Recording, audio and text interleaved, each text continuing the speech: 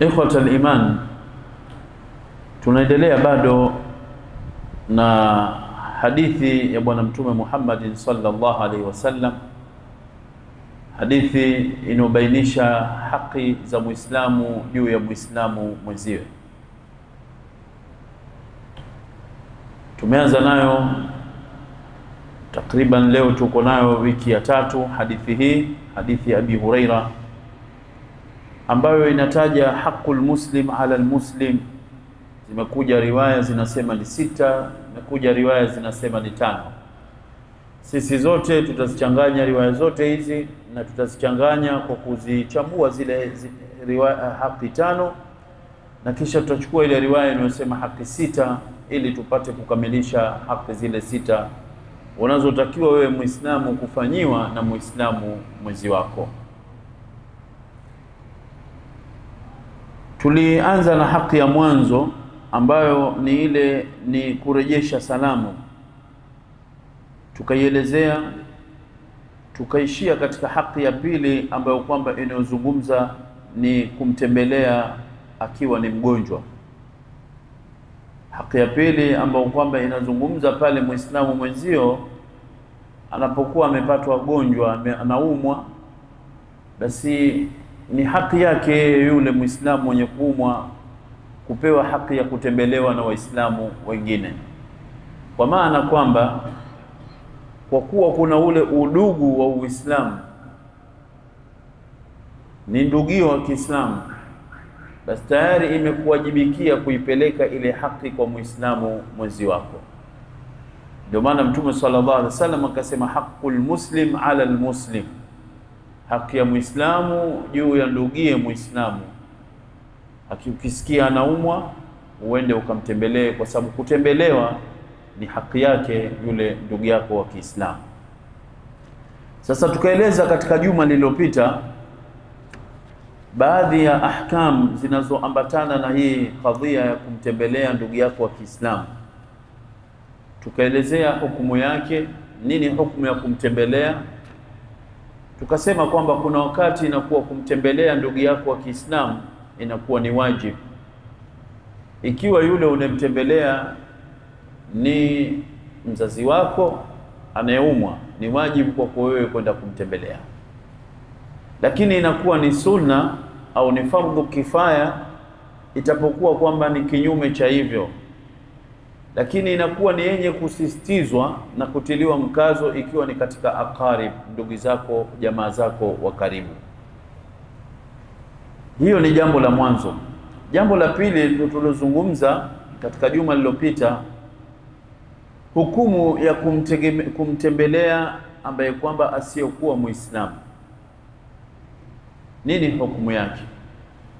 Tukasema kwamba suala hili wanaochuoni wanasema kumtembelea asiyokuwa Muislamu ikiwa ni mgonjwa, ikiwa kuna tarajiwa kwamba yule unaenda kumtembelea kuna maslaha yatapatikana, yale maslaha sio maslaha yako khasa, ni maslaha yanirudi kwenye Uislamu, basi ni vizuri kwenda kumtembelea yule hata kama ni kafiri.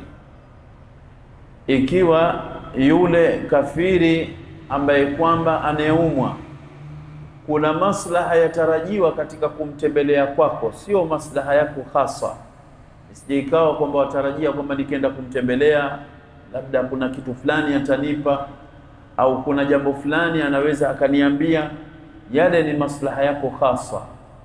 Lakini yawe ni maslaha ambayo kwamba yanaorudi kwenye Uislamu moja kwa moja. Yakiwa maslaha yale yapo, basi hakuna neno kwenda kumtembelea yule kafiri. Ushahidi wa huo, tukasoma hadithi ya Anas radhiyallahu anhu inayosema kwamba kana ghulamun yahudiyun, kulitokea kijana wa Kiyahudi, yakhdumu an-nabiy sallallahu alaihi wasallam, kazi yake ilikuwa yeye ni kumtumikia bwana mtume sallallahu alaihi wasallam katika kazi zake. Kijana wa Kiyahudi, famaridh, huyu kijana akapata maradhi, faatahu an-nabiy sallallahu alaihi wasallam yauduhu, mtume sallallahu alaihi wasallam akaenda kumtembelea yule kijana wa Kiyahudi aliyokuwa mgonjwa. Faqa'ada inda ra'sihi, Mtume sallallahu alaihi wasallam akakaa kwenye kichwa cha yule kijana wa Kiyahudi aliyokuwa mgonjwa. Na hapa tukajifundisha katika juma lililopita kwamba yapendelewa wewe unekwenda kumtembelea mgonjwa ukae karibu na yeye kwenye kichwa chake au sehemu ya karibu, ili kuwe ni aisar lilmarid, kuwe ni wepesi kwa maridhi inda muhadathatihi, pale unapotaka kuzungumza naye au kumuuliza hali yake. Sije ukawa wewe umekaa mbali, mgonjwa yuko huku na wewe uko huku, unaanza kumsemesha, anainua sauti yake na hali yake ni mgonjwa. Unatakiwa ukae karibu kama vile alivyofanya bwana Mtume sallallahu alaihi wasallam. Faqala lahu, Mtume sallallahu alaihi wasallam aliposogea pale kwa yule kijana wa Kiyahudi baada ya kukaa kwenye kichwa chake, akasema kumwambia, faqala lahu, akasema aslim, ingia kwenye Uislamu wewe. Hii inaonesha kwamba hakuwa Muislamu, na inaonesha kwamba inajuzu kumtembelea asiyekuwa Muislamu akiwa ni mgonjwa. Fanadhara ila abihi, yule kijana akatoa macho yake kumwangalia baba yake alikuwa yuko pembeni, wa huwa indahu, yuko pale pale. Faqala lahu, yule baba akasema kumwambia kijana wake, mtoto wake, ati' abal Qasim, msikilize na umtii anachokuambia Abul Qasim. Hii ndio kunia ya bwana Mtume Muhammadin sallallahu alaihi wasallam, akiitwa Abul Qasim. Yule kijana baada ya kuambiwa na baba yake vile, fa aslama, akasilimu, akatoa shahada pale pale. Fa kharaja an-nabiy sallallahu alaihi wasallam, Mtume akatoka kwenye ile majlisi ile, wa huwa yaqul, huku akisema alhamdulillahi alladhi anqadhahu minan nar, namshukuru Allah ambaye kwamba amemwokoa huyu kijana kutokamana na moto. Miongoni mwa faida ya hadithi hii, wanawachuoni wanasema miongoni mwa mambo ambayo kwamba yanaonesha faida ya hadithi hii, wa min fawaidi hadha alhadithi, na katika faida ya hadithi hii, anna iyadata almushrik, kwamba kumtembelea asiyekuwa Muislamu ambaye ni mshirikina, Yahudi si Muislamu, kumtembelea asiyekuwa Muislamu, idha kusida biha, ikiwa itakusudiwa katika kutembelea kwake kule kwenda kumtembelea, ta'lifu qalbihi, kuunganisha moyo wake. Ikiwa itakusudiwa hivi, sio hivyo tu, ikiwa pia itakusudiwa kumlingania ila alislam, kumlingania katika Uislamu, basi katika kumtembelea kwake kule hakuna tatizo kokote, kama vile ilivyotubainisha hadithi ya bwana Mtume Muhammadin sallallahu alaihi wasallam tulivyoisoma hii. Na Allah anasema kwenye Qur'anul Karim, la yanhakum, Allah hakukatizeni nyie, la yanhakumullahu anil ladhina lam yuqatilukum fid din, wale ambao kwamba hawajakupigeni vita katika dini yenu, walam yukhrijukum min diyarikum, wala hawajawatoeni nyie katika miji yenu. Allah hakukatazeni nyie antabarruhum wa tuksitu ilaihim, kukaa nao kwa wema, hakukatazeni hivyo. Wale ambao kwamba wenye kuwafanyieni nyie uadui, ndio ahkamu zao ni nyingine katika Uislamu. Katika faida ya hadithi hii, wanaochuoni wanasema, wa min fawaidihi, katika faida ya hadithi hii tuliisoma, anna sanai al-ma'ruf, matendo mazuri siku zote yanafungua nyoyo za mtu. Mtume sallallahu alaihi wasallam alikaa na huyu kijana kwa wema, kama ilivyokuwa katika hadi yake, tamaduni yake na desturi yake, kuishi na watu kwa wema. Angalia, huyu kijana ilikuwa hakuna kinachomzuia kuingia kwenye Uislamu zaidi ya lile neno la baba yake alipoambiwa ati Abul Qasim, mtii Abul Qasim, pale pale akatamka shahada. Lakini hakuingia kwenye Uislamu hivi hivi tu, kutokamana na muamala wa Mtume Muhammadin sallallahu alayhi wasallam. Katika jambo jingine tuliozungumza pia katika suala hili, ambalo la mwisho kumalizia ili tupate kuingia katika mambo mengine, ni kadhia ya mwanamke na mwanamme, mwanamke wa Kiislamu au ambaye kwamba mwanamume wa Kiislamu kwenda kumtembelea mwanamke ajnabia. Yani leo wewe umesikia mtaani kwako au umesikia mtoto wa Kiislamu ambaye ni jirani yako au yeyote yule, je, wewe Muislamu wafaa kwenda kumtembelea yule mwanamke ambaye kwamba wewe sio mahram yako, unaweza kumuoa? Nafikiri kadhia imeeleweka. Yani mwanamke, je, inajuzu kumtembelea mwanamume ajnabi? Na je, mwanamume inaruhusiwa kumtembelea mwanamke ajnabia? Tukisema ajnabi, maana yake ni yule ambaye kwamba hakuna mafungamano yanayowahusisha nyie katika mambo ya kuoana. Kwa sababu mwanamke ambaye kwamba dada yako haruhusiwa kwenda kumtembelea mamako, ndugu yako, wale wanawake, na mwanamke anaruhusiwa kumtembelea kakake, baba yake, ammi yake wa hakadha. Lakini wale ajnabi ambaye kwamba kuna uwezekano wa kuoana, je, aruhusiwa kwenda kutembeleana? Wanaochuoni wanasema katika suala hili inajuzu jambo hilo kwa sharti moja, idha uminatil fitna, ikiwa kutaaminikwa pale kutaweza watu kuingia kwenye nyoyo zao kwamba hapa hakutokuwa na fitna yoyote yenyeweza kukutokea baada ya kwamba mtu ajnabi kwenda kumtembelea mwanamke ajnabia. Ikiwa kutakuwa hakuna fitna yoyote inayoweza kuzuka pale baada ya yale matembezi, kukawa kuna mazingira yoyote yale ambayo kwamba ya kuzuia kusitokea ile fitna, kwamba mwanamke akawepo labda na mwanamume ambaye kwamba ni mahram yake, au ikiwa mwanamume kuja kutembelewa na mwanamke akawepo ambaye kwamba yeye anaweza kuzuia ile fitna isiweze kuingia, hapo inajuzu wala hakuna tatizo lolote. Lakini jambo lolote unapolizungumza lazima uwe tunalitolea ushahidi, lisiwe tu maneno ambayo kwamba ni ya hivi hivi tu kuyasukumiza kusema kwamba inajuzu mtu kwenda kumtembelea mwanamke ambaye kwamba mwenye kuumwa. Ukasikia kuna mwanamke fulani anaumwa, wewe ukatoka, wala hakuhusu, ni ajnabia kwa wewe, unaenda kumtembelea. Je, kuna ushahidi wa jambo hilo? Ushahidi wa jambo hilo ni hadithi ya Anas vile vile. Hadithi hii ya Anas inazungumza, inasema kwamba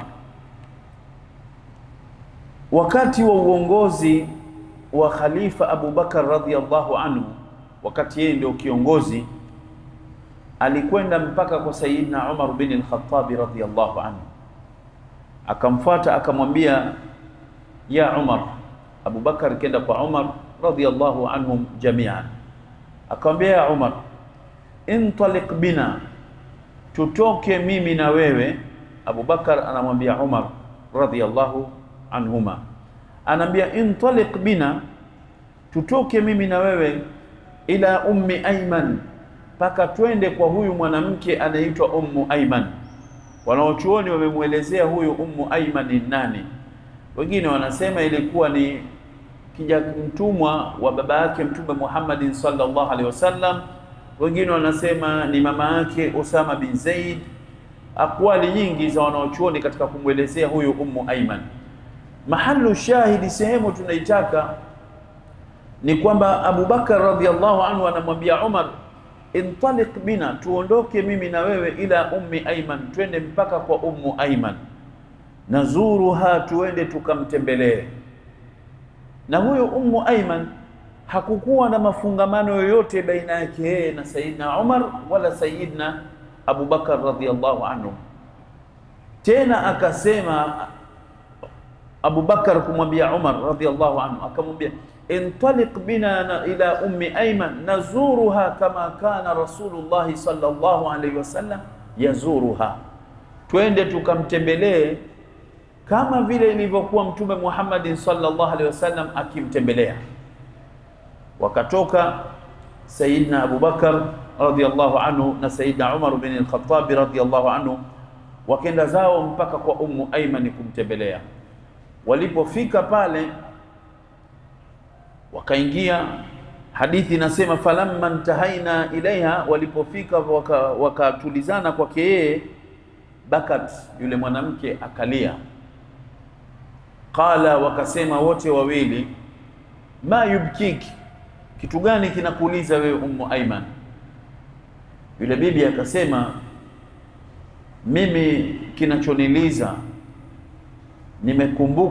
nimekumbuka kwamba laqad inqata alwahyu, wahyu umekatika, kwa maana kwamba Mtume Muhammad sallallahu alaihi wasallam amekufa tayari. Kwa hicho ndio ambacho kwamba kilichokuwa chamliza. Tena akaendelea kulia yule mwanamke mpaka kile kilio chake kikawaliza kina Abu Bakar na Umar radhiallahu anhu, nao wakalia vile vile kwa ile mashhadi iliyotokea pale. Hiyo ni dalili ya mwanzo kuonesha kwamba Muislamu anafaa kumzuru mwanamke ajnabia kwa sharti ya kuwa hakuna fitna yoyote inaweza kutokea, kwa ushahidi wa hiyo hadithi tuliyoizungumza. Lakini hadithi nyingine yenye kuthibitisha hivyo ni hadithi hii hapa ya Aisha radhiallahu anha, annaha qalat, Aisha anasema, lamma qadima Rasulullah sallallahu alaihi wasallam almadina, Mtume sallallahu alaihi wasallam alipokuja Madina, Abu Bakar wa Bilal walipata kuumwa na kichwa, wakaumwa wakapata homa kali. Fadakhaltu alaihima, asema nikaingia kwao wao.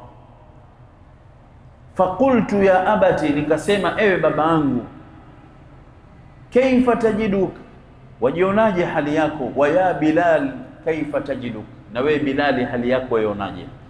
Kwa hizi hadithi mbili tulizoelezea, hadithi ile ya Anas ambao anaelezea kwamba Abu Bakar radhiallahu anhu alitoka yeye na Umar kwenda kumtembelea yule Ummu Ayman, na hadithi hii ya Aisha radhiallahu anha ya kutoka kwenda kumtembelea Bilal, zote hizi zinathibitisha kwamba inajuzu kwenda kumtembelea mwanamke ajnabia ikiwa fitna haitokuwepo na kukawa kuna hali zote za kuzuia ile fitna isiweze kutokea. Taban, kwa mwanamke yeye kwenda kumtembelea mwanamume ajnabi, masharti yatazidi kwake yeye, ni lazima aombe idhini kwa mumewe, lakini vile vile ni lazima atoke katika hali ya sitara na mambo mengine ambayo kwamba yanofahamika kisheria. Baada ya kumaliza jambo hilo, sasa tunaingia katika adabu za kwenda kumtembelea yule mgonjwa. Ndio umekwenda kumtembelea yule mgonjwa, na haya mambo mengi tumeyazungumza, lakini leo tunayataja katika njia ya kufahamika zaidi ili yazidi kuthibiti kwenye vichwa vyetu.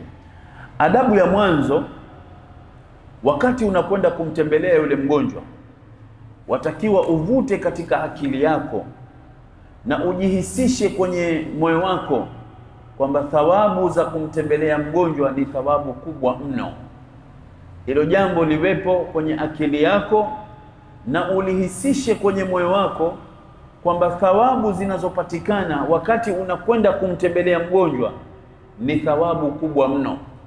Itoshe hadithi moja tu tuisome ya Bwana Mtume Muhammad sallallahu alaihi wasallam, hadithi ya Abi Huraira hivyo hivyo. An Abi Huraira radhiyallahu anhu qala qala Rasulullah sallallahu alaihi wasallam, man aada maridhan, mwenye kumtembelea mgonjwa. Na katika riwaya nyingine, au zara akhan lahu fil islam, au kwenda kumzuru ndugu yake wa Kiislamu.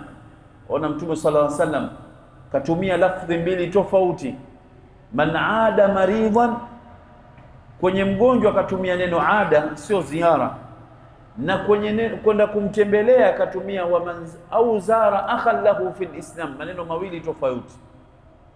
Wanaochuoni wanasema, ahlul ilmu, wenye ilmu wanasema kwamba huku kwenye mgonjwa limetumika ada kwa sababu kunatakiwa aud, kama vile idian, liwe ni jambo lenye kurudi. Umeenda kumtembelea mgonjwa, ukenda kumwambia mwenzio kwamba fulani umesikia anaumwa, yule naye akenda anakwenda mwingine. Kwa hiyo wale watu wanafanya aud, wanakwenda kutoka huyu anaingia mwingine. Lakini kule kwenye ziara Mtume SAW akatumia neno ziara au zara akhan lahu fil Islam, kwa sababu ni vitu vyote viwili tofauti. Lakini ukija kwenye thawabu, angalia bwana Mtume sallallahu alaihi wasallam anavyotuambia, mwenye kufanya hivyo, nada munadin minas sama, huita muhitaji kutoka mawanja ya juu huko, malaika huyo huita, husema maneno haya, tibta wa taba mamshaka, zimekuwa kubwa thawabu zako wewe, umeondolewa madhambi yako wewe uliokuwa nayo. Sio hivyo tu, na ule mwendo wako pia umebarikiwa. Sio hivyo tu, watabawata minal jannati manzila, na pepo pia umeingia wewe. Kwa haya mambo mawili tu, kwenda kumtembelea mgonjwa, kumfanyia iada, au kwenda kumtembelea ndugu yako wa Kiislamu, wewe dua unazokutana nazo ndio hizi, tabawata minal jannati manzila, unaandaliwa pepo. Sasa kuna watu walillahi alhamd, thawabu kama hizi wanazichuma kila kukicha. Ikiwa leo hayumo kwenye kwenda kumtembelea mgonjwa, basi yuko katika kumtembelea ndugu yake ambaye kwamba anaenda kuunga udugu, au ndugu yake katika Uislamu. Sasa hadithi hii, wakati wewe unakwenda katika kumtembelea yule mgonjwa, unatakiwa uwe unavuta katika akili yako kwamba mimi nina thawabu kubwa mbele ya Mwenyezi Mungu Subhanahu wa Ta'ala ninazokutana nazo. Na zimekuja hadithi nyingine zenye kuonesha kwamba mwenye kwenda kumtembelea mgonjwa anazama katika rehma za Mwenyezi Mungu Subhanahu wa Ta'ala. Ule wakati wote yuko pale kwa mgonjwa, yuko katika rehma za Mwenyezi Mungu Subhanahu wa Ta'ala. Kwa hilo la mwanzo, wakati unaenda kumtembelea mgonjwa, uwe unalivuta katika akili yako. Jambo la pili ni addua, ni kumwombea dua yule ambaye kwamba umeenda kumtembelea. Katika mgonjwa unakwenda kumwombea dua, sio unafika pale tu unaanza kupiga soga, kuanza mazungumzo bila ya kumwombea dua yoyote.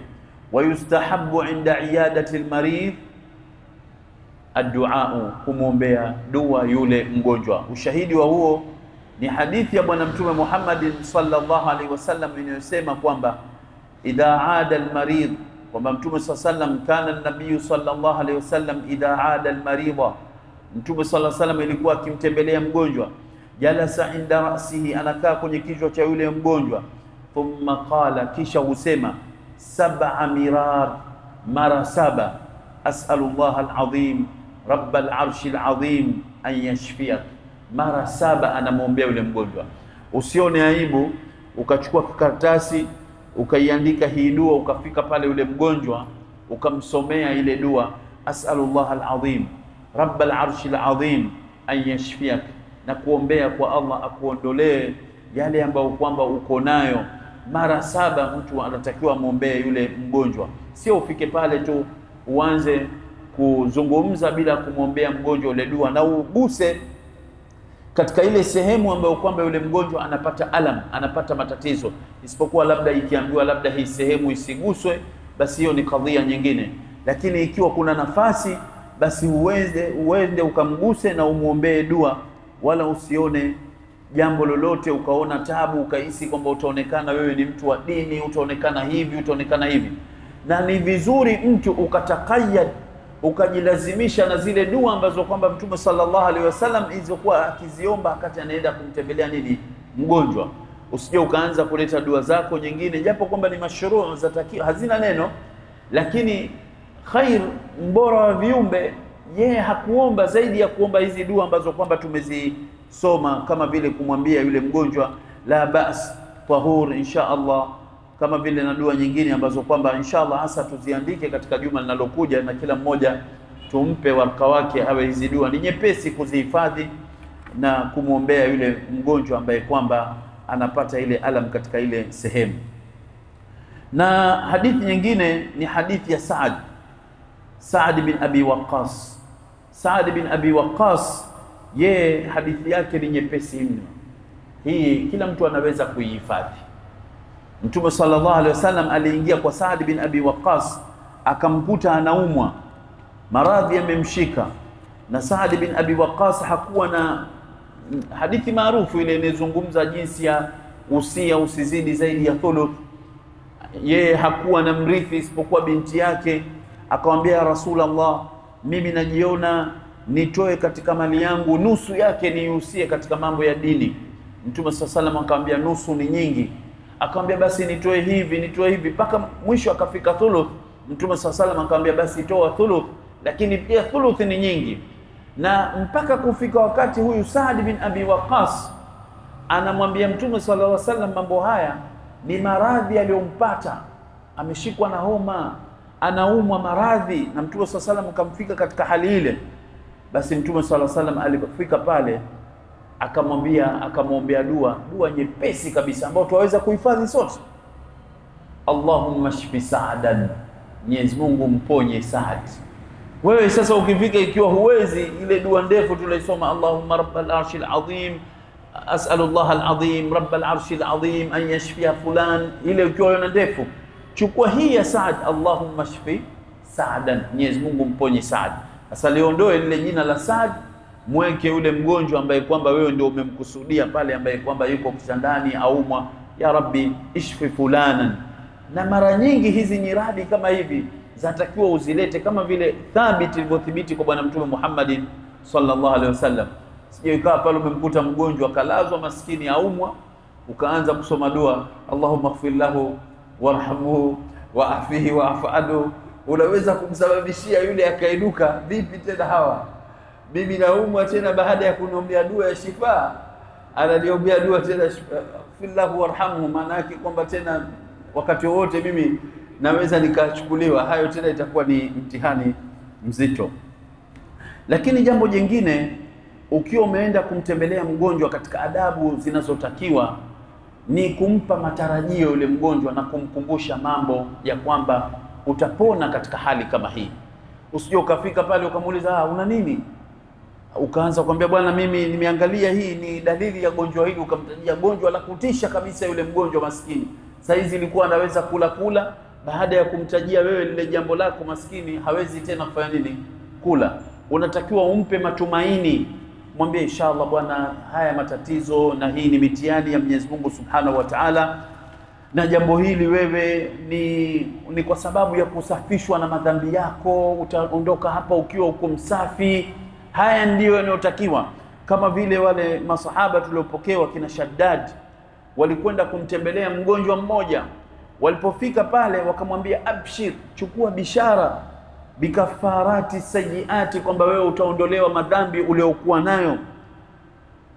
Kisha wakumwambia hivyo tu kina Shaddad yule mgonjwa, wakamwambia fa inni sami'tu Rasulullah sallallahu alaihi wasallam yaqul, wanamwambia tumemsikia Mtume sallallahu alaihi wasallam anasema inna Allah azza wa jalla yaqul inni idha btalaitu abdan min ibadi, mimi nikimpa mtihani mja katika waja wangu mu'minan, Allah anasema kwamba akimpa mtihani mja katika waja wake waumini, fahamidani, akanishukuru katika ule mtihani wake, mimi nimepata maradhi haya, namshukuru Allah subhanahu wa ta'ala kwa maradhi haya, yeye ndio alinishushia maradhi haya na yeye ndio atakayeniondolea, wa idha maridtu fa huwa yashfin, fahamidani ala mabtalaituhu, kwa yale niliyompa nao mtihani, fa innahu yaqumu min madja'ihi dhalika, atainuka katika lile tandiko lake alilolala, kayaumi waladatu ummuhu min alkhataya, kama vile siku aliozaliwa na mama yake kutokamana na madhambi.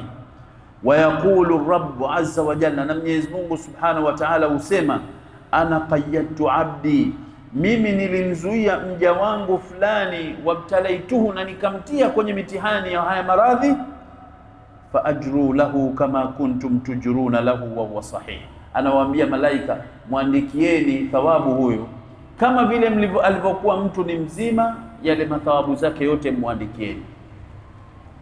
Hayo ndio mambo ya kumwambia mgonjwa. Ukifika pale kwa mgonjwa, kumpa nasaha kama hizo na kumwambia kwamba hawa madaktari hawa wote unawaona wako kwa ajili yako, lakini wewe unatakiwa umuombe Mwenyezi Mungu Subhanahu wa Ta'ala. Usije ukategemea hizi sababu, mtegemee musabbibul asbab, mwenye kuzisababisha hizi sababu. Leo wangapi unakuta mtu alikuwa hospitali aumwa, akitoka pale akifika nyumbani jambo la mwanzo vile akikutana na watu, vipi hali yako, mashallah naona siha imetengamaa vizuri, umekuwa katika hali nzuri, hurejesha zile fadhila, umwambia nani, yule daktari bwana, sijawahi kuona yule daktari ni bingwa kama nilivyoambiwa, ndivyo hivi. Wanamsahau nani? Allah subhanahu wa ta'ala. Binadamu tunaghafilika sana katika mambo mengi, hata katika mambo ya riziki unakuta binadamu wanataja viumbe kuliko kumkumbuka Mwenyezi Mungu subhanahu wa ta'ala. Wewe unatakiwa umshukuru Mwenyezi Mungu subhanahu wa ta'ala, sio kuanza kusema daktari yule bwana bingwa. Daktari ana nini yeye, ikiwa Mwenyezi Mungu subhanahu wa ta'ala hajatoa idhini ya kuweza kutoka katika yale matatizo uliokuwa nayo wewe binadamu. Lakini jambo jingine, adamul itala, usirefushe katika kile kikao chako cha yule kumtembelea yule mgonjwa ulienda kumtembelea. Na hili hasa linawahusu kina nani? Kina mama. Presha anajua, kesha sema huko. Kina mama ndio linawahusu. Unakuta inachukuliwa idhini kwamba enda tembelewa mgonjwa baada salatu al-asr. Watu wanatoka na machupa yao, unasema huko leo kuna kitu gani kinachoenda kuangaliwa? Hakurudi isipokuwa ni salatu al-maghribi inafanya nini? Inakaribia. Wamekaa kule, yule mgonjwa maskini anapata dhiki, saizi anataka kuinuka, anataka akafanye hali zake nyingine, lakini wao wamenang'ana pale katika kumzungumzisha na kumpigisha soga ambazo kwamba hazina msingi wowote. Laiti kama ingelikuwa walau mtu akifika pale anamuuliza, anampa nasaha, vipi swala yako, unaswali inshallah vizuri, unaswali vipi? Haya ndio mambo ya kumuuliza ukienda kumtembelea mgonjwa. Inshallah unamstaghfir Mwenyezi Mungu, hichi ndio kipindi cha kuomba dua, dua yako ni mustajabu, wewe ndio hivi. Lakini wakifika pale, hadithi za vyakula ndio zitazungumzwa pale, mambo ya kupanga kama kuna harusi ndio zitazungumzwa pale. Yule mgonjwa maskini amedhikika, madripu ya manini huku na huku, wao wala hawajali, wanaona jambo la kawaida. Baada ya kwamba ile ilikuwa ni thawabu, inageuka kwamba sasa ni makruh kwa wao, lile jambo linaweza likawaingiza paka kwenye ithmu wal iyadhu billah.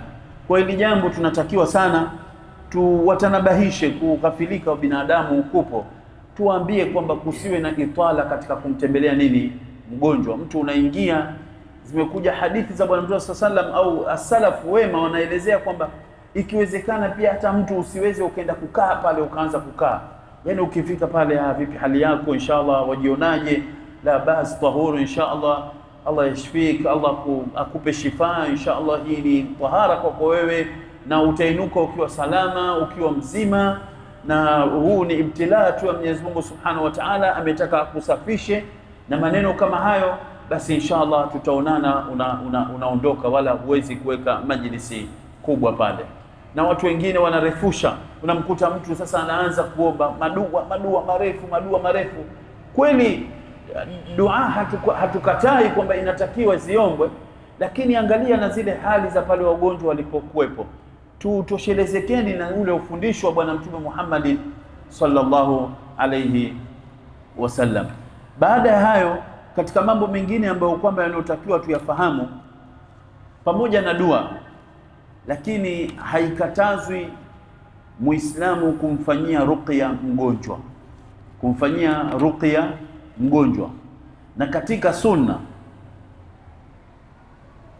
imekuja katika hadithi za Bwana Mtume sallallahu alaihi wasallam, an Jabir bin Abdullah, ruqya nini maana yake? Ni kumsomea. Hata kuchukua maji, tumeona mashekhe wanayesomea maji, kisha unapewa yule mgonjwa kwenda kunywa yale maji akiwa amesomewa Qur'an. Hakuna tatizo jambo hilo, au wewe mwenyewe kumsomea, na tutaona vitu gani vya kumsomea mgonjwa kama ilivyokuja. Ikhwatul iman, nazungumza haya mambo ya iyadatul marid, mtaona tuachelewa nayo, lakini nataka ahkamu zake zote tuzifanye nini, tuzizunguke zile za umuhimu. Jambo la ruqya limekuja kumsomea mgonjwa, limekuja kwa hadithi ya Jabir bin Abdullah radhiyallahu anhu, yaqul, anasema huyu Jabir bin Abdullah, ladaghat rajulan minna, miongoni mwetu sisi, anasema kuna mtu aligongwa na aqrab. Aqrab ni nge alimgonga mtu katika masahaba. Wa nahnu julus, huyu Jabir anasema sisi tukiwa tumekaa, kuna mwenzetu akagongwa na nge, maa Rasulillah sallallahu alaihi wasallam, tena tukiwa tuko pamoja na Mtume Muhammad sallallahu alaihi wasallam. Faqala rajul, akasema mtu, ya Rasulullah, ewe mjumbe wa Mwenyezi Mungu, arqi, mfanyie nini ruqya, msomee huyu bwana, mfanyie kisomo kidogo. Qal, Mtume sallallahu alaihi wasallam akasema, man istata'a minkum an yanfa'a akhahu falyaf'al, anayeweza miongoni mwenu nyie kumnufaisha huyu ndugu yake hapa na afanye. Kwa maana kama anaweza kumsomea, anaweza kumwombea dua, basi na afanye. Wa inna a'dhama ma yulqa bihi almarid, na jambo kubwa ambalo kwamba analosomewa mgonjwa, kufanywa ruqya mgonjwa, Fatihatul Kitab, kusomewa suratu al-Fatiha ambayo ni ummul Qur'an. Suratul Fatiha, ikhwatal iman, ni sura ambayo kwamba imekusanya Qur'ani nzima, mukhtasari wake uko ndani ya suratu al-Fatiha. Yani hii Qur'an juzu zake zote zile 30 na sura zake zile zote zilizokuwepo 114, ule ukubwa wa Qur'ani yote unaoona, mukhtasari wake Qur'ani nzima, mukhtasari wake umo ndani ya suratu al-Fatiha. Kwani Qur'ani nzima inazungumza mambo gani? Qur'ani nzima inazungumza athanau ala Allah, kusifiwa Mwenyezi Mungu Subhanahu wa Ta'ala. Sifa za Mwenyezi Mungu ndio zilizojaa kwenye Qur'anul Karim. Haya, sasa tuiangalieni suratul Fatiha. Hakuna athana, hakuna kusifiwa Mwenyezi Mungu Subhanahu wa Ta'ala? Kumejaa tele. Bismillahir Rahmanir Rahim. Hizo nini hizo?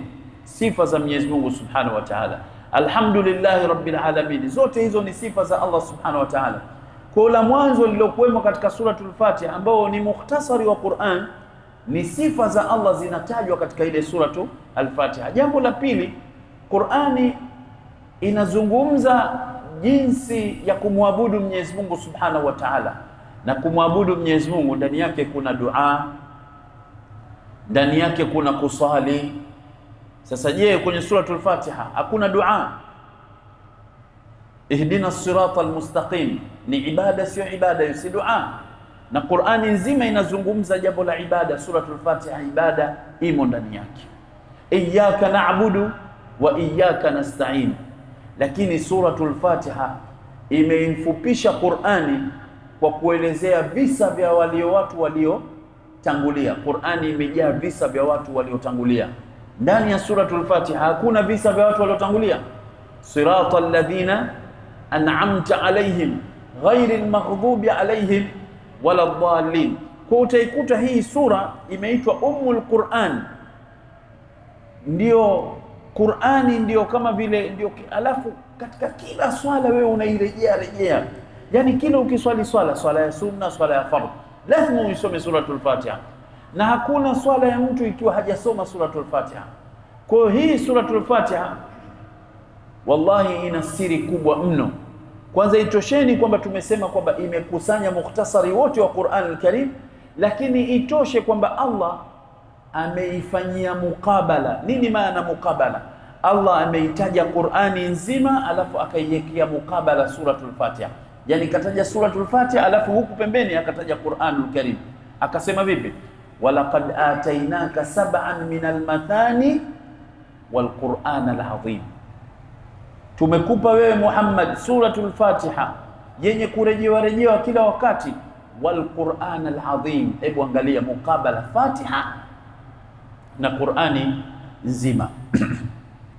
Kwa jambo kubwa la kusomewa maiti la kusomewa nani ule mgonjwa ni kusomewa suratu al-Fatiha. Ushahidi wa huo ni upi? Katika kisa cha wale hadithi ya Abi Sa'id al-Khudri, katika kisa cha yule sayyidil qaum, yule bwana wa qaum ambaye kwamba aligongwa vile vile na mdudu. Masahaba walikwenda kwenye kijiji fulani, walipofika pale wakawaomba wale watu wa kile kijiji wawakirimu. Wale watu wakagoma kuwakirimu. Masahaba maskini wakaondoka. Wakati wamefika mbele kidogo tu, wale watu wale goma kuwakirimu masahaba Mtume Muhammad sallallahu alaihi wasallam, sayyidi wao, mkubwa wao katika kaumu yao, akagongwa na mdudu. Kama ni inge, kama ni mdudu yote akamgonga yule, hasbi ilivyokuja kwenye riwaya. Wale wakatoka wakasema, huenda tuwafuate wale mabwana tuliowanyima ikram, huenda wanaweza wakafanya kitu wakamsaidia huyu mkubwa wetu. Wakatoka wakawafuata wale masahaba bwana Mtume Muhammad sallallahu alaihi wasallam, wakagoma kumsaidia yule, kumtibu. Wakawaambia, bwana, sisi hatumtibu huyu hata taj'alu lana, mpaka mtujalie, mtuwekee juhla, mtuwekee fungu katika nini ile, mtuambie kwamba tukimponyesha mgonjwa wenu mtatulipa kitu gani. Wakataka kulipwa yani katika kazi yao watakayoifanya. Wale mabwana wakatoa, wakasema tutawapeni kadha kadha, wakaahidi kuwapa wanyama. Sahaba yule walipokwenda, famtalaka ahaduhum, akatoka mmoja wao akaenda kumsomea suratu al-Fatiha, bismillahir rahmanir rahim, alhamdulillahi rabbil alamin, akamsomea. Faqama, yule mtu akasimama baada ya kusomea, kaannama nushita min iqal, kama vile mtu aliyokuwa kafungwa akaachiliwa, kapona kabisa baada ya kusomewa ile suratul Fatiha. Fadhakaru dhalika linnabii sallallahu alaihi wasallam, wakaenda kwa Mtume sallallahu alaihi wasallam wakamtajia. Faqal, Mtume akasema, wama yudrika annaha ruqya, kitu gani kilichowajulisheni kwamba hilo ilikuwa ni ruqya? Hakuna kilichowajulisha isipokuwa ni ule utukufu wa adhama wa hii sura. Na ndio maana siku zote kitu kadri kinavyokuwa na majina mengi ni miongoni mwa dalili wa utukufu wa kile kitu. Pia kitu kadri kinavyokuwa na majina mengi ni ushahidi wa utukufu wa kile kitu. Pia kathratul asma tadullu ala sharafil musamma, kadri ya kitu kinavyokuwa na majina mengi kinakuwa na utukufu, kuonesha utukufu wa kile kitu. Sasa hii suratul Fatiha majina yake ni mengi: al-Fatiha, al-Kafia, ash-Shafia, siju al-Wafia, al-Mathani, majina mengi, Ummul Quran, majina mengi wanaochuoni wameafikisha majina yake mengi. Sasa hii yote inaonesha kitu gani? Inaonesha adhama ya hii kitu. Sasa tusikizeni maneno ya mwanachuoni mkubwa huyu Ibn al-Qayyim. Ana maneno mazito anayosema katika kuelezea hii ajabu ya suratul Fatiha. Anasema, walau ahsana al-abdu, na lau kama mtu ataweza, atafanya uzuri, atadawi bil Fatiha, kujitibu kwa kutumia suratul Fatiha, la raa laha atharan ajiban, ataona athari ya ajabu kabisa. Kama utaweza kujitibu kwa kutumia suratul Fatiha, anasema mwanachuoni huyu, utaona ajabu kubwa fi shifa, katika kuponya. Asema yeye mwenyewe anaelezea, anasema, makathtu bi Makkata, nimekaa katika mji wa Makka muda mrefu, ya atarini adwa, yananipita mimi magonjwa mbalimbali, nasumbuliwa na gonjwa hili, gonjwa lile, wala ajidu tabiban, na wala nilikuwa mimi sipati daktari wala dawaan, wala dawa ya kunitibu yale magonjwa yaliyonipitia. Fakuntu ualiju, anasema huyu mwanachuoni mkubwa, basi nilikuwa mimi nikijitibu nafsi yangu bil Fatiha, kwa kutumia suratul Fatiha. Fa ara laha, nikawa naona taathiran ajiban, taathira ilikuwa ya ajabu. Fakuntu asifu dhalika, basi nilikuwa mimi kazi yangu namsifia liman yashtaki alaman, anayekuja akanisifia kwa mimi naumwa, najisikia hivi, basi naomba asome suratul Fatiha, uwe na hali kama hii, uwe na yakini kwamba hii, kwa sababu usijaribu jambo kama ngoja ni testi, uwe na yakini kwamba hili jambo linatibu, uone mambo ya ajabu kama wanavyosema huyu mwanachuoni. Nasema fakana kathiru minhu, walikuwa wengi katika wao walikuwa wakiponywa, wakipata shifa. Na katika sura nyingine, wa mimma yuqa bihi almarid, katika ambao kwamba mgonjwa anasomewa katika kutafuta ponya yake, qul huwa Allahu ahad, qul a'udhu birabbil falaq, na qul a'udhu birabbin nas. Hizi sura tatu, suratul Ikhlas na suratul al-Falaq na suratul Nas.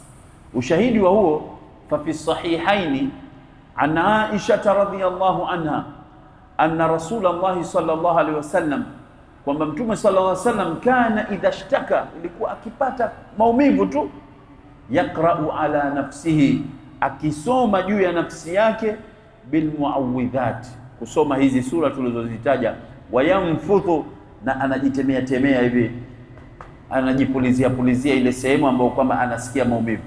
Falamma shtadda, inapozidi waj'uhu, anapokuwa ile homa imemzidi au maumivu yake yamezidi, Aisha anasema kuntu aqra'u alayhi, mimi sasa ndio nilikuwa nikimsomea, wa amsahu biyadihi rajaa barakatiha, nikitarajia kwamba kuna baraka katika hizi nini sura tunazosoma. Wa fi sahihi Muslim, na katika sahihi Muslim, kana Rasulullah sallallahu alaihi wasallam, kwamba Mtume sallallahu alaihi wasallam, idha maridha ahadun min ahlihi nafatha alayhi bil muawwidhat, anamsomea zile sura kul a'udhu bil falaq, kisha anamtemea temea hivi vijimatemate ili apate kupona pona, sio uchukue mambo makubwa kiasi tu ya kumpulizia pulizia hivi. Waqad dalla al hadith, hadithi hizi tulizozisoma, hadithi mbili, ala idhami sha'ni hadhihi suwari thalatha, juu ya ukubwa wa hizi sura tatu, wa annaha ruqyatun, kwamba hizi sura tatu ni ruqya, wa shifaun, na niponya, lilwaja, kwa ajili ya maumivu, biidhnillah, kwa uwezo wa Mwenyezi Mungu Subhanahu wa Ta'ala. Waqad warada fi sha'ni hadhihi suwar ahadithu kathira, zimekuja hadithi nyingi zenye kujulisha utukufu wa sura hizi, lakini tutoshelezeke na haya ambayo kwamba tuliyataja. Mwisho na nukuu maneno vile vile mwanachuoni yule yule tulemnukuu katika suratul Fatiha, anaelezea maneno katika sura hizi nilizozisema, sura tatu, kul huwallahu ahad, kul a'udhu birabbin nas, na kul a'udhu birabbil falaq. Anasema wal maqsudul kalam, makusudio ya mazungumzo, ala hataini surataini, katika hizo sura tulizozitaja, sura mbili, kul a'udhu bil falaq na kul a'udhu bin nas, naongeza kul huwallahu ahad, ni kubainisha kwamba hakuna mtu anaweza kujitosheleza asizitegemee sura hizi, lazima uzitegemee. Asubuhi uzisome, jioni inapoingia jioni kama hivi uzisome. Wa anna lahuma ta'athiran khassan, zina taathiri maalumu, fi daf'i sihr, katika kuondoa kuzuia uchawi, wal aini, na jicho, wasairi shururi, na mengine mambo ya mashari yote. Hizi sura tulizozisema, angalia maneno haya sasa yanayokuja mbele, haya ndio mazito zaidi. Anasema wa anna hajatal abdi, haja ya mja, shida yako wewe, ila alisti'adha, katika kuomba isti'adha, kuomba kinga, bihataini surataini, kwa sura hizi tulizozitaja, a'dhamu min hajati, yani haja yako kuzitegemea sura hizi tulizozisema, haja yako ni kubwa zaidi kuliko haja yako ila nafas, kuliko unavyohitajia pumzi, wa taami, na chakula, wa sharabi, na kunywa, na alibasi, na kuvaa. Hebu angalia haya maneno mazito.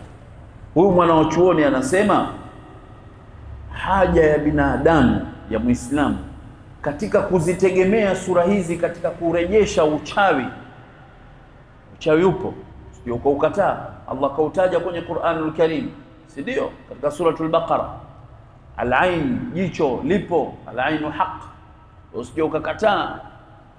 Na mambo mengine, sairu shurur, na mambo ya kutisha tisha, mambo ya hasad, mambo ya macho.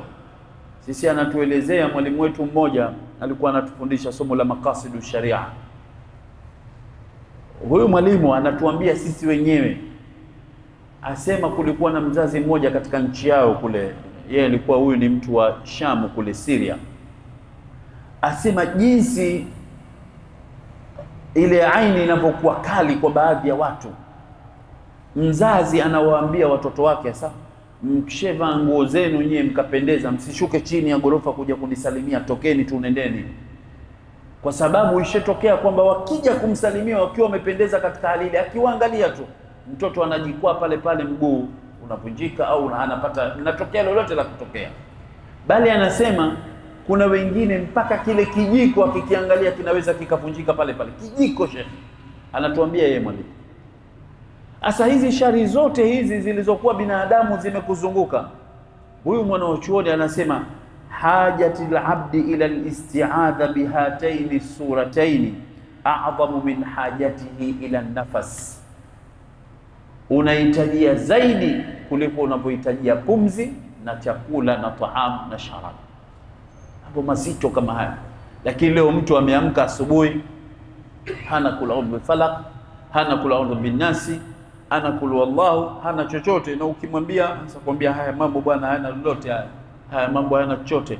Ndio unakuta mtu majanga hayamtoki, matatizo hayamtoki, mikasa na misanga hii kwa sababu ya kupuuza mambo kama haya ambayo kwamba tumeelekezwa na bwana Mtume Muhammadin sallallahu alayhi wasallam. Na katika dua ambayo kwamba imethibiti ambayo ni muhimu sana ni ile kusema kwamba unapokuwa na mgonjwa, Allahumma rabban nas adhhibil ba's ishfi anta shafi la shifaa illa shifaa'uk shifaan la yughadiru saqaman wala alama. Kwamba Mwenyezi Mungu unamwombea yule mwenzio kwamba apone, tena baada ya kupona lile gonjwa lake lisiache athari yoyote. Sababu mtu anaweza ukaumwa na maradhi, lakini baada ya kupona ile maradhi bado ile athari ikafanya nini, ikabakia na lile gonjwa lako. Lakini unapomuomba Allah dua kama hii, unamwambia kwamba isijalie ya Rabbi, baada ya kwamba nimepata mimi gonjwa fulani nikabakia na ile athari yake, shifaan la yughadiru saqaman wala alaman.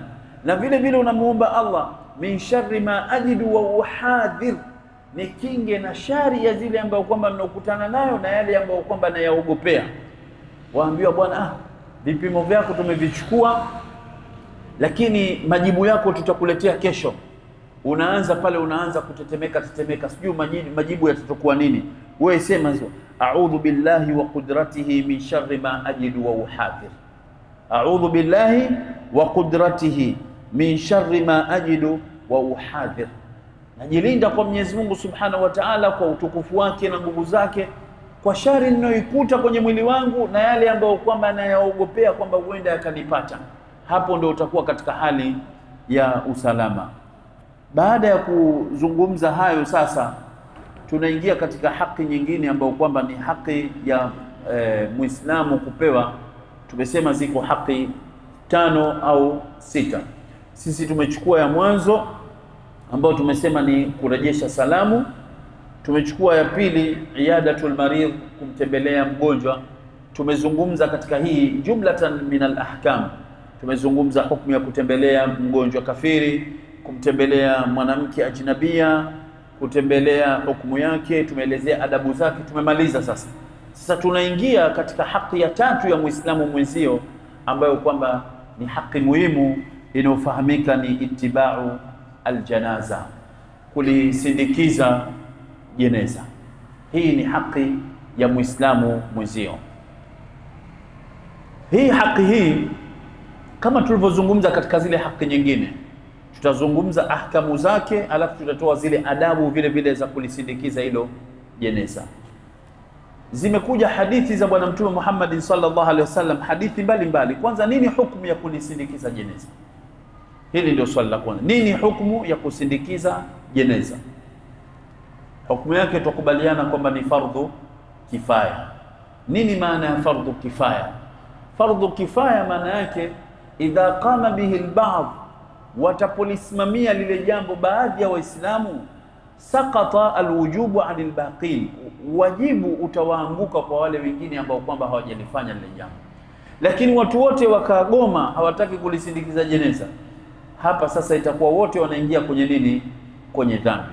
Kwa hukumu ya kusindikiza jeneza ni fardhu kifaya. Na fardhu kifaya maana yake nini? Ni watu kusimama, baadhi ya watu wakalifanya lile jambo na wengine kwa wao litaanguka kwa wao. Ni yapi makusudio ya kulisindikiza jeneza? Ya kusudiwa kitu gani? Tukisema kulisindikiza jeneza, ya kusudiwa kitu gani? Sababu watu wengi wanajua kusindikiza jeneza labda ni mtu kuliona jeneza la pita lile, akaanza na yeye kwenda nalo akalipeleka. Je, makusudio ya kusindikiza jeneza ambao ni haki ya Muislamu mwenzio ya kusudiwa kitu gani? Kabla ya kusema hivyo, tusomeni hadithi ya Bwana Mtume sallallahu alaihi wasallam inayosema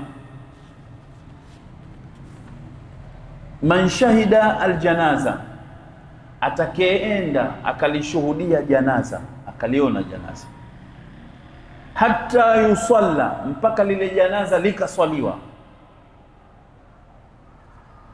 falahu qirat. Mtume anasema mtu huyo ana qirat. Na atakayelisindikiza lile jeneza baada ya kuswaliwa, akatoka nalo kule alipotoka nalo, akaja nalo mpaka likaswaliwa, kisha akatoka nalo tena mpaka kwenye mava, akafika sehemu ya kuzika, akamzika yule ile, akazika. Mtume sallallahu alayhi wasallam anasema falahu qiratan, huyo mtu ana qirati mbili. Masahaba wakamuuliza, ni zipi hizo qirat? Nini maana ya qirat? Mtume sallallahu alayhi wasallam akasema ni mfano wa aljabalaini adhimaini, jabali mawili makubwa. Riwaya nyingine imekuja mfano wake ni sawa na jabali nini? Jabal Uhud. Wale waliokwenda Makka wanajua Jabal Uhud ni jabali gani. Sasa wewe leo atakayelishuhudia jeneza mpaka likaswaliwa, kisha akenda nalo mpaka likazikwa, huyu Mtume sallallahu alayhi wasallam anasema ana qirati mbili, na mfano wa qirati mbili ni majabali mawili makubwa. Sasa wewe leo wajua majabali makubwa mawili, fikiria tu jabali unalolijua kubwa ni lipi? Sisi tunalolijua hapa kwetu ni kama vile nini, Kilimanjaro, si ndio? Tu kwa kwetu hapa. Sasa wewe ukalishuhudia jeneza ukatoka nalo mpaka likaswaliwa, una qirati. Ukienda nalo mpaka kwenye makaburi, una qirati mbili, na maana milima miwili wewe unapata ya thawabu. Sasa hapa baada ya kusoma hadithi hii ndio tusungumze nini makusudio ya kulishuhudia jeneza, kulisindikizo, itibau janaza, maana yake nini? Wanaochuoni wanasema ujira huu wa itibau janaza, wa kuipata hii qirati, ni kwa yule ambaye kwamba atakwenda kulifuata jeneza kule nyumbani kwa yule maiti. Umekwenda kule nyumbani, ukatoka nalo lile jeneza mpaka ukaja nalo mpaka wapi? Hapa msikitini. Huyu ndio anaopata qirati hii moja. Akiendelea na safari, huyu mtu ndio anachukua qirati ngapi? Mbili. Je, yule ambaye kwamba kaja kaliingia msikitini akalikuta janaza, hakulifuata kule nyumbani kwake kule, je, huyu naye ana qirati? Jamani, tusaidiane, sijui ni swali limefahamika. Mtume sallallahu alayhi wasallam amesema mwenye kulishuhudia janaza mpaka likaswaliwa, huyu mtu ana qirati hii moja, na akitoka nalo mpaka kwenye kuzikwa ana qirati hizi mbili. Swali linalokuja, je, yule ambaye kwamba amekuja msikitini akalikuta janaza liko nyuma pale, je, huyu thawabu zake naye ni zipi? Naam mashekhe, tuchangieni. Apata qirati moja, apata qirati. Lakini hii Mtume hakufanya nini? Hakuisema hii. Sisi ndio tunafanya nini? Tunasema Mtume akasema kwamba mwenye kulishuhudia janaza mpaka likaswaliwa na qirati moja, na atakenda nalo mpaka kuzika na qirati mbili. Hakusema na ambaye kwamba atatoka nalo pale msikitini mpaka kwenye kuzika ana qirati moja. Sisi ndio tumeunganisha kwenye nini? Kwenye hadithi. Itoshe tuseme ana thawabu, lakini hatuzijui. Sasa hebu angalia leo qirati kama hizi, thawabu kama hizi tumezipoteza mara ngapi? Nyingi mno. Wengi tunatarajia kwamba tunakuja msikitini tunalikuta janaza tunachukua pale pale, na watu wengine sasa hivi katika al-asafi shadid, jambo la kuhuzunisha sana. Hii ni haki ya Muislamu mwenzio kumsindikiza, lakini leo tumekuwa na ujinga umetuingia. Mtu utasikia anauliza nani yule alikufa, aambiwa wale si wale wanokaa kule, mimi siwajui wale. Anafanya nini? Anatoka, na ila hali ile tumesema al-muslim akhul muslim, na hii ni haki ya Muislamu mwenzio. Wamjua humjui, watakiwa ufanye nini? Umsindikize yule Muislamu mwenzio. Wamjua humjui, watakiwa umsindikize, si haki yake. Tumesema ikhwa, tunataja haki za Muislamu, yule Muislamu mwenzio, hii ni haki yake. Wewe wamjua, madamu ushejua kwamba yule ni Muislamu mwenzio, basi wewe yule ani haki yake, wewe umpe ile haki ya kumsindikiza yule. Wazi mashekhi, tumeelewana? Hilo jambo la pili. Jambo la tatu, baada ya kusema hukumu, tumezungumza hukumu ya itibau janaza, tumesema fardhu kifaya, tumesoma ile hadithi ya bwana Mtume sallallahu alaihi wasallam inayozungumza je, qirat anaipata yupi? Tumeona kwamba ni yule ambaye kwamba atalifuata janaza tangu wapi? Nyumbani, akaja nalo msikitini, alipotoka msikitini akaenda nalo mpaka wapi? Kwenye mazishi, kwenye makaburi kule. Yule ndio anapata qirati mbili.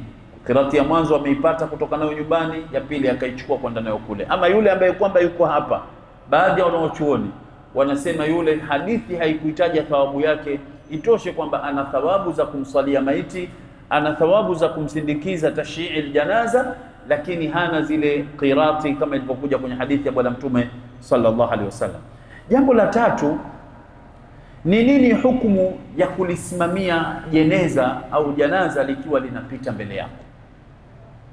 Wewe umekaa maskani, ukaona janaza lile linapita, watu wako kwenye gari au watu wamelibeba, wewe umekaa na wenzio mapiga soga pale, janaza likawa linapita. Nini hukumu yake? Je, mwatakiwa mlisimamie lile jeneza au mwatakiwa muendelee na hadithi zenu vile vile bila ya kufanya nini? Kulisimamia. Sijui tuelewana hilo jamani, hilo swali hilo. Wanaochuoni wanasema zimekuja hadithi za bwana Mtume sallallahu alaihi wasallam zinazozungumza, zinazoelekeza hadithi hizo. Nyingine zinaonesha kwamba mnapoliona jeneza, idha raaitumul janaza, mtapoliona jeneza linapitishwa mbele yenu, faqumu, simameni. Watakiwa msimame. Sasa katika hadithi zilizokuja kuonesha kulisimamia jeneza linapopita, hadithi nyingine zimekuja bila ya kutaja sababu ya kulisimamia lile jeneza. Hadithi nyingine zimetaja sababu ya kulisimamia lile jeneza. Kwa mfano, kuna hadithi inasema kwa nini Mtume SAW alilisimamia jeneza? Aliambiwa, ya Rasulullah, lakini wewe walisimamia ili jeneza, maana alikuwa Mtume amekaa na masahaba zake, likapitishwa jeneza akasimama. Akamwambia, ya Rasulullah, lakini hili jeneza lilopitishwa hapa ni jeneza la mtoto jamaa wa Kiyahudi. Mtume SAW akawauliza masahaba zake, alaysat nafsan, sio nafsi ile? Kwa hiyo kwa taalili hii, kwa sababu hii, Mtume amesimamia kuisimamia nini? Nafsi. Na katika riwaya nyingine yaonesha Mtume SAW alilisimamia janaza, kisha akaulizwa, ya Rasulullah, lakini yule aliyopita ni sio Muislamu? Akasema, innama qumna lilmalaika, sisi hatukulisimamia lile jeneza wenyewe, tumesimamia kwa sababu pale kuna malaika. Malaika wanakuwepo, kuna malaika wale ambao kwamba wenye kutoa roho wamo pale katika ule msafara. Malaika wa Mwenyezi Mungu Subhanahu wa Ta'ala wamo katika ule msafara. Kwa Mtume akabainisha kwenye hadithi hii kwamba sio lile jeneza tulilosimamia sisi, inma qumna lil malaika. Hii sababu ya pili. Sababu ya pili nyingine, Mtume SAW anasema i'idhaman, kuinuka baada ya jeneza kupita, kwa kumuinukia yule malaika ambaye kwamba mwenye kuitoa roho za watu. Kwa hadithi hizi wanaochuoni wakasema kwamba kuna uwajibu Muislamu anapoliona jeneza lapita mbele yake aliinukie na kusimama kwa ajili ya kutukuza haya aliyotukuza bwana Mtume Muhammad SAW. Sasa ikaja riwaya nyingine, riwaya ya Ali bin Abi Talib, inayosema kwamba Mtume SAW mwanzo ilikuwa akiliona janaza lapita mbele yake anasimama. Riwaya ya Ali bin Abi Talib yasema kwamba siku moja ikapita janaza, Mtume hakusimama. Wanaochuoni wakasema, kwa hiyo kile kisimamo chote cha nyuma Mtume alikuwa akisimamia majanaza kimefutwa kwa hii riwaya ya Ali bin Abi Talib kwamba hakusimamia jeneza. Baadhi ya wanaochuoni wakasema la, hii inaonesha kwamba Mtume kaonesha kwamba kusimamia janaza ni sunna na kuto kusimamia kwa juzu hakuna neno, kuna jawazi. Wengine wakasema hapana, ile kutokulisimamia ni ushahidi wa kuonesha kufuta ule uwajibu. Kuna akwali nyingi za wanaochuoni, lakini itoshe tuondokane na kauli moja. Panapokuwa na uwezo na nafasi, kuna saa na uwepesi, unapoliona jeneza linapita, inuka ulisimamie. Usione lile jambo ni jambo la kawaida ukayadharau mauti. Itakuwa kuna istihana bil mauti. Ikiwa kuna uwezo wa kusimama, simama. Tena hadithi ya Bwana Mtume SAW yasema usimame mpaka ulile jeneza lipotee kwenye macho yako, liwe halionekani tena kwenye macho yako. Na ambaye kwamba ataamua baada ya kuliona janaza limepita mbele yake, akaamua kulisindikiza lile jeneza, basi ahakikishe katika kusindikiza kwake kule asije akakaa mpaka lile jeneza lifanywe nini, liekwe. Wanawachuoni wakasema, je, kukaa kwake ni baada ya kwamba lile jeneza litapotuliwa katika mabega ya watu ndio anaruhusiwa kukaa, au baada ya yule maiti kutolewa katika lile nini, katika jeneza lake na kutiwa kwenye lahadi kati ya mwanandani? Kuna khilafu baina ya wanawachuoni, lakini kauli inayosema wanawachuoni wanasema kwamba mtu anapolisindikiza jeneza anatakiwa aende nalo na wala asikae kitako mpaka lile jeneza liweko chini. Likishekwa chini pale ndio inajuzishwa kukaa kitako. Kwa hiyo katika ile hali ya kuzika sasa pale, Waislamu tunatakiwa sisi tukae chini, tuchuchumae, tutulizane mwenzetu wakati wanazikwa pale. Na si vizuri kama vile wanavyofanya baadhi ya watu wengine, unawakuta wanalizunguka lile kaburi kutaka kuchungulia mule kwa fanywa nini, kwa fanya nini. Ya haina haja. Wale wanaohusika katika kumuingiza yule maiti kwenye mwanandani, wao ndio wahusike, wengine wote wajiweke pembeni. Labda watu wenye kuhitajika katika labda kusaidia, tupeni labda udongo, tupeni hivi, lakini sio watu wote wazunguke katika ile shimo pale la yule maiti. Watu wanakinga, wengine wanaleta sallu ala nabii, wengine yale mambo sio katika mambo ya manhaji ya Bwana Mtume Muhammad sallallahu alaihi wasallam alituelekeza. Inshallah wiki ijayo haya mambo ya ahkamul janaiz na adabu zake pale makaburini, kinachotakiwa na nini cha kufanya na yapi ya kuelekezana, hayo inshallah katika juma linalokuja tutaeleza kwa upana zaidi, kwa sababu kuna makosa mingi sana yafanyika, makosa mingi sana. Kwa mfano nitawapeni mfano tu ambao tutalizungumza katika wiki ijayo. Je, dua wakati wa kuzika inatakiwa dua jamai, watu waombe dua kwa jamaa, kwa maana mtu mmoja aanze kusema Allahumma ighfir lahu warhamhu, wengine waitikia amin, au kila mmoja aombe binafsihi? Hawa mambo yamethibiti kwa Mtume sallallahu alaihi wasallam kwamba Mtume aliwaambia masahaba zake, muombeeni ndugu yenu apewe thabati. Kila mmoja amuombee yule maiti kwa nini? Kwa binafsihi, kwa mwenyewe. Hivyo ndo mashekhe wanapozungumza, kiwemo Musaid Mufti Sheikh Kahlan bin Nabhan al-Kharusi, kwamba kila mmoja amuombee yule maiti binafsihi. Tena dua anaposema Sheikh Kahlan haitakiwi irefushwe, inatakiwa iwe fupi, kwa sababu swala ya maiti huku yote ilikuwa nini? Ni dua tu, swala ya maiti yote. Sasa kwenye makaburi nini kurefusha? Haikutakiwi kurefusha. Haya yote tutaeleza katika juma linalokuja inshallah biidhnillah. Tutaeleza mambo huenda yakaonekana ni ya ajabu, lakini si ajabu, ni mwenendo wa Bwana Mtume sallallahu alaihi wasallam. Kufuata na kutofuata hilo ni jambo jingine. Watu watafuata au hawafuati, hiyo ni kadhia nyingine inshallah biidhnillah. Allahumma ij'al jama'ana hadha jam'an marhuma waj'al tafarruqana min ba'di tafarruqan ma'suma wala tadafina ala ma'na shaqiyan wala mahruma. wa sallallahu ala sayyidina Muhammad wa ala alihi wa sahbihi ajma'in walhamdulillahi rabbil alamin.